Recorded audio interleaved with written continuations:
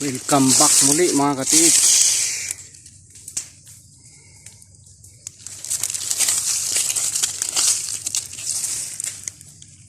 Ito po ay isang marker mga katiits.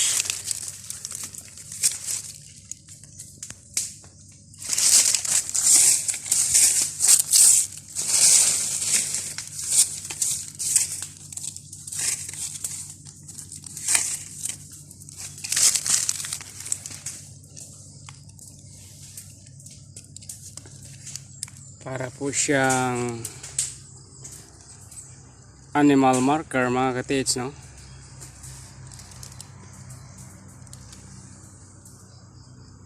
Pwede natin siyang masabi na isang fish marker.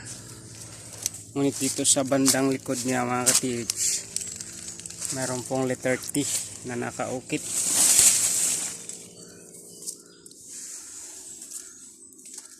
O parang hindi naman T yan.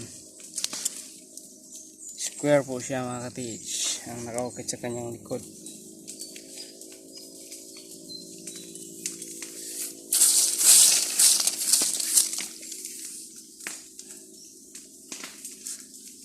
Yan.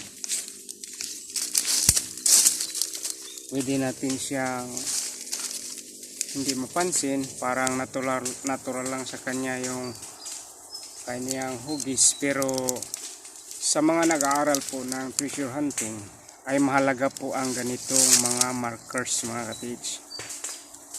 Fish marker po siyang pagmasdan at hindi mo siya basta-basta mapapansin kung sa isang tingin lang mga katiits. Kaya ito ay nagpapahiwatig ng isang direksyon mga katiits. Isang fish marker. Yan. Kaya atin pong susuriin ang paligid nitong ating area mga katiits para makita po natin ang ibang mga coordinate sign. Katabi po siya ng puno, although ang punong ito ay hindi naman centennial o matagal ng puno. Kaya ang ating papansinin ay ang kanyang coordinate sign. Thank you so much for watching mga katiits. Paki-like and subscribe na lang po sa ating munting channel. Salamat po ng maraming.